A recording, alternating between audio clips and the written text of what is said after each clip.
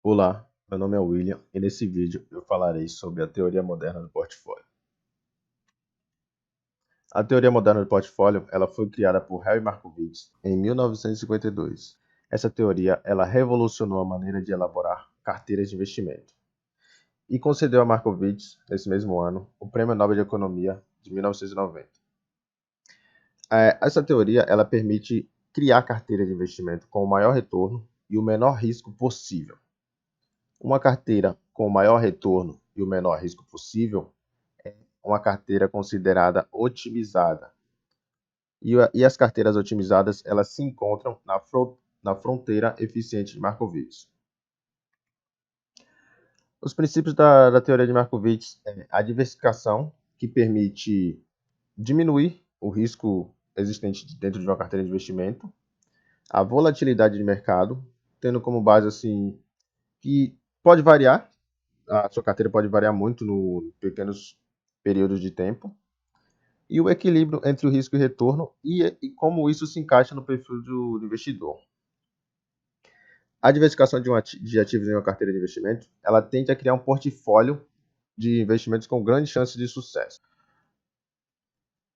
E para a gente entender a teoria do portfólio de Markowitz, a gente precisa também ver alguns conceitos que são interessantes. Um deles é a diversificação, que é o que Harry Markowitz utilizou para provar a sua teoria. E aqui a gente pode ver no primeiro gráfico uma correlação positiva entre A e B. A gente pode considerar A um ativo e B outro ativo. Dois ativos com a correlação igual a 1, ou seja, uma correlação positiva, eles se comportarão de maneira idêntica, ou seja, na medida que um sobe, o outro também sobe. E o contrário também é válido, na medida que um desce, o outro também desce. E uma correlação negativa, os ativos eles se comportarão de maneira inversa, ou seja, na medida que um sobe, o outro desce. Na medida que um desce, o outro sobe, como a gente pode ver aqui nesse gráfico. E uma correlação igual a zero, uma correlação nula, basicamente os ativos eles não têm correlação, como o próprio nome sugere. Um ativo pode subir, pode variar muito, enquanto o outro ativo pode simplesmente seguir em linha reta, ou o contrário também. E a diversificação, ela não elimina o risco sistêmico, como a gente pode ver nesse gráfico aqui. Onde o eixo X é o número de ativos e Y é o risco. À medida que a gente vai adicionando ativos na nossa carteira, a gente vai diminuindo o nosso risco, o risco não sistêmico. Esse risco a gente pode eliminar ele ou diminuir com a diversificação. Porém, o risco sistêmico a gente não consegue fugir dele. À medida que a gente vai adicionando ativos, o nosso risco vai tender a zero, mas nunca vai chegar a zero, porque existe o risco sistêmico.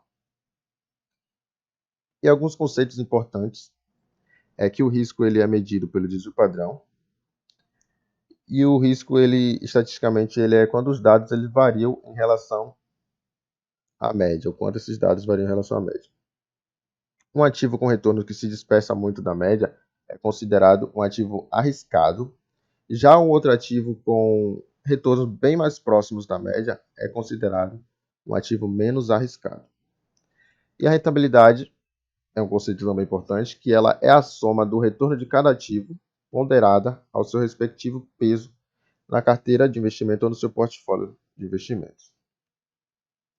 E nesse gráfico aqui, a gente pode ver o risco e retorno, o risco sendo destacado no eixo X e o retorno no eixo Y. O investidor racional ele irá escolher uma combinação de carteira onde tenha o maior retorno possível com o menor risco possível. Ou seja, para riscos iguais, como a gente pode ver esses dois pontos aqui, o investidor ele vai escolher o maior retorno. E para retornos iguais, ele escolherá o menor risco. Se estivesse na mesma linha aqui, retornos iguais, ele escolheria o menor risco.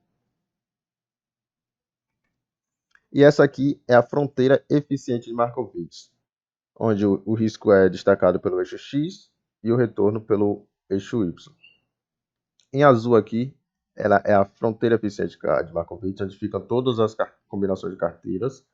A parte vermelha aqui é a parte de carteiras que não são eficientes, ou seja, por exemplo, aqui, se tiver uma carteira nesse ponto aqui, ela vai ter esse mesmo risco aqui, porém, nesse ponto ela vai estar com retorno menor. Já nesse ponto aqui em cima, ela vai ter o mesmo risco e com um ponto maior. Por isso, essa parte de baixo aqui da carteira, ela não é considerada eficiente. Essa linha verde, essa reta verde aqui, ela tangencia a carteira eficiente, que é a carteira onde se maximiza o Sharpe. Esse pontinho aqui no eixo Y é considerado uma carteira totalmente exposta a ativos livres de risco, por exemplo, totalmente aplicada no CDI. E tem dois pontos aqui, X e Y.